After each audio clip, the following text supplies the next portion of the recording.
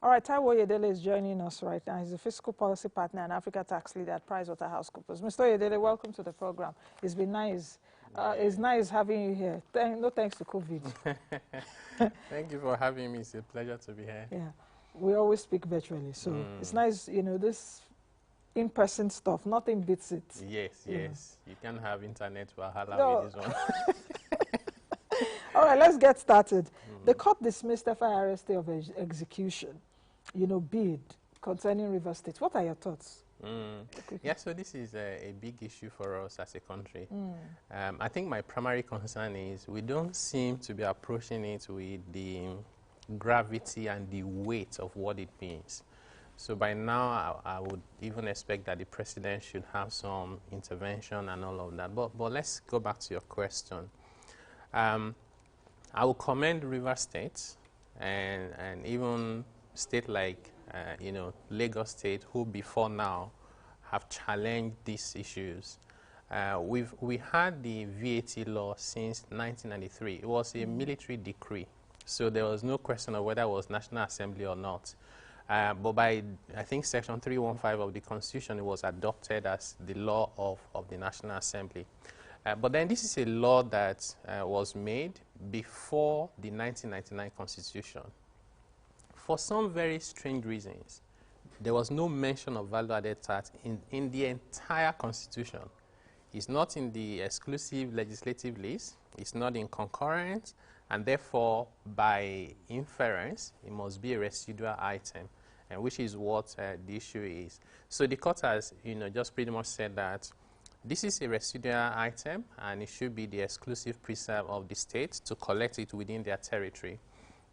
And then, in addition to that, the court also made mention of, personal income tax, tertiary education tax, and withholding tax, and also said that those are taxes to be collected by the state. Why the conversation around VAT is debatable, I have no doubt in my mind that tertiary education tax is a profit tax. It's based on accessible profit.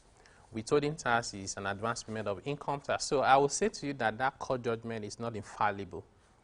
So, which is why my view has been that even though River State is right, to take the step that they have been taking, they didn't need to do it at that time.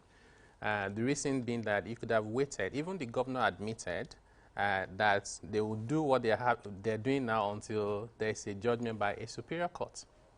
So imagine that the Court of Appeal says River State is wrong. Then what happens to the law you've enacted and the taxes you are seeking to collect?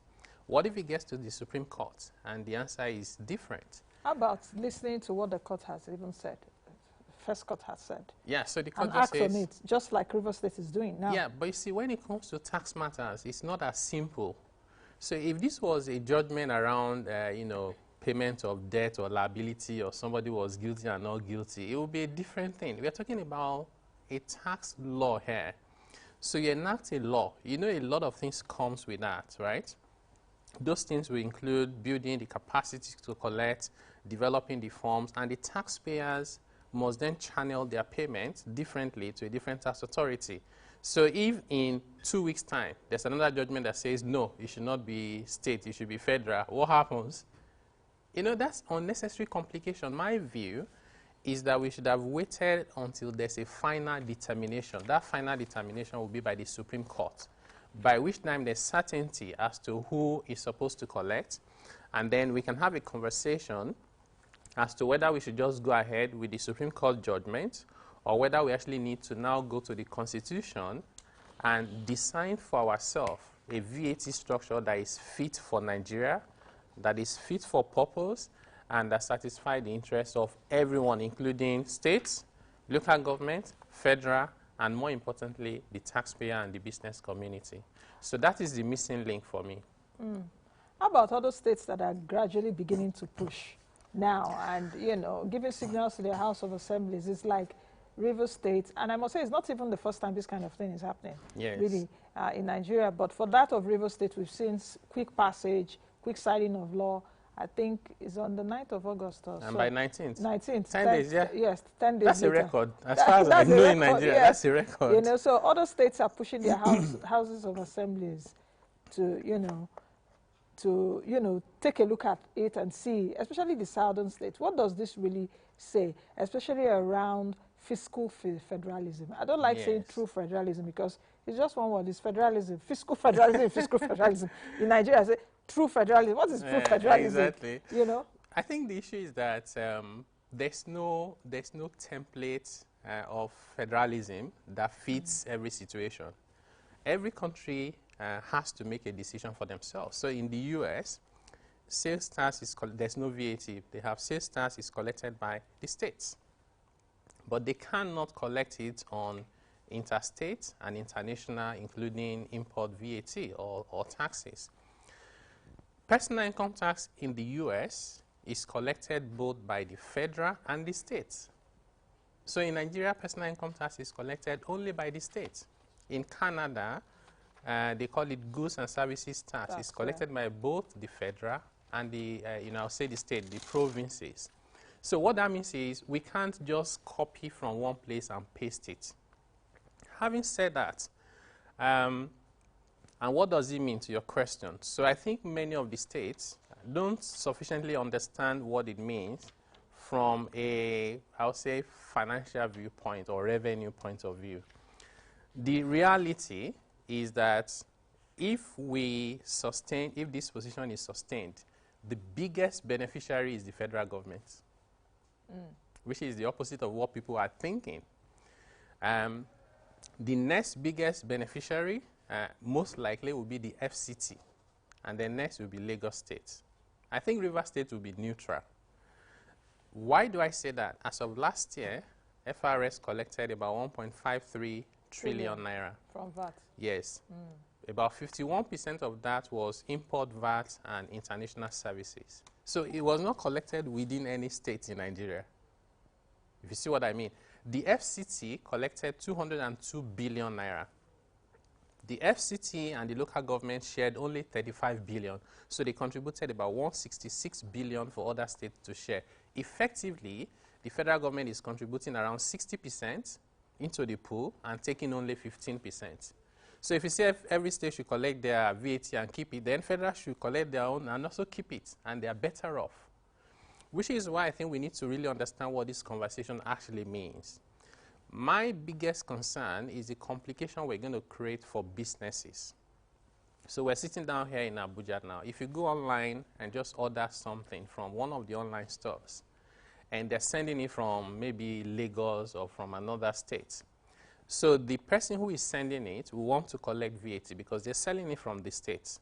When you get to Abuja, they'll say, well, you're consuming it here. You also need to pay. So potentially, we have that double taxation problem. We have seen the draft law for Lagos State. They have said their own rate will be 6%. That creates another problem because 7.5%. Yes, it means that when I buy things, including things that I import, I'll pay 7.5, and then I'll go to Lagos State and say I want to claim 7.5 against output of 6%. Even though the 6% is on a slightly bigger base, Lagos State may end up with a serious refund position that may even compromise their revenue base that they currently have. Last year, Lagos State with the local government shared about 15% of the total VAT collection, which is about 30% of what was collected locally in Nigeria. Now, there are so many headquartered large firms in Lagos. Most of the biggest companies in Nigeria are headquartered in Lagos. When they are remitting their VAT to the FRS in Lagos, they are remitting based on their national transactions and revenue. So Lagos State also needs to be careful not to assume that the 65% that they are contributing now to VAT is all attributable to Lagos State.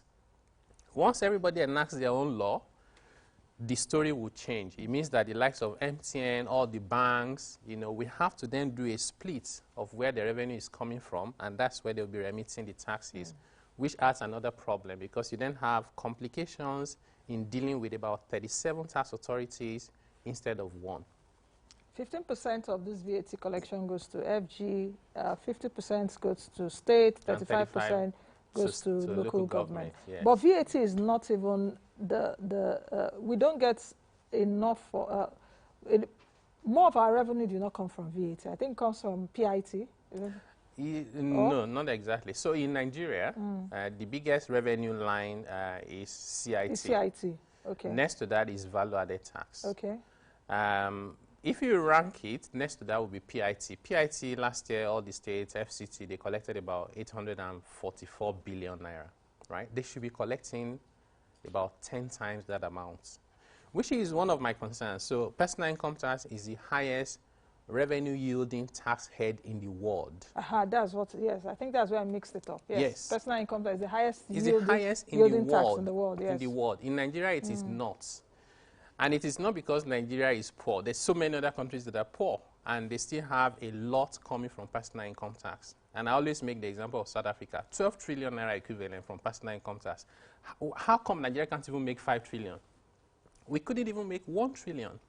So when you pass capacity, it's taking FRS about 28 years to build the capacity they have today in terms of VAT collection. It will take states maybe longer than that, because you know what they do as states? They will give it to consultants. They will hire, some of them will use touts. Then you're going to have commission that you're paying that can range between 10 to 15%.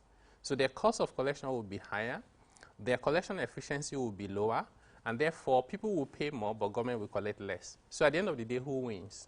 So I think we should situate this conversation properly. I think it's a conversation about the way we are sharing the revenue is not fair, and I do agree. You give only 20% of what you are sharing is based on derivation. 50% is equality, 30% is based on population. Why is it that 50 plus 30, 80% is shared on a basis that has no correlation with how you collect VAT, right? So why don't we ask FRS, whenever you're collecting VAT, ask the taxpayer to analyze where the VAT is coming from.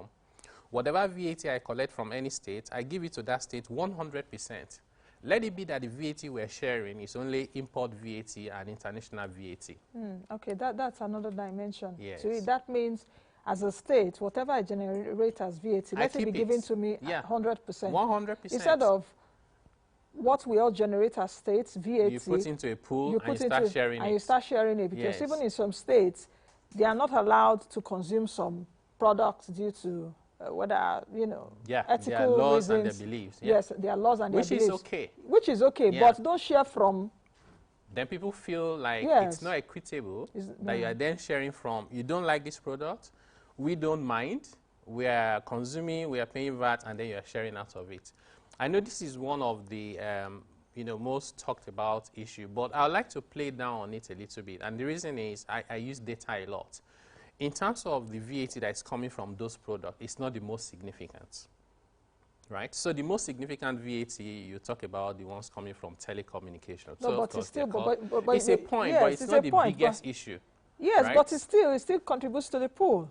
I know that it contributes to the pool. And at the end of the day, we all share it. Which is why if we adopt a method that says, whatever I collect from your territory, I give it to you 100%, maybe less cost of collection, then this argument will go away 100%. Because if I say I don't want beer and cigarettes in my territory, that's okay. Whatever you collect, we give to you. Less cost of collection. Then let it be that what we are sharing is the things that, interstate, international services, import VAT. Okay, those are the things that nobody can lay claim to individually. Then let's share those. What will happen to FIRS now? Do you understand? Because the last time when the law was signed, FIRS told businesses, please just come and pay, so that if you don't, we'll penalize you. So no, I think, maybe FRS is an agency that is caught in the middle of the crossfire. This is actually a political issue. And there's no final determination. So we may get a judgment tomorrow from the Court of Appeal that says FRS is right. So I think FRS role is what anybody would do. You've been given the role to administer a particular tax. For you to say you're no longer administering it, you need to have clarity. You need to have finality.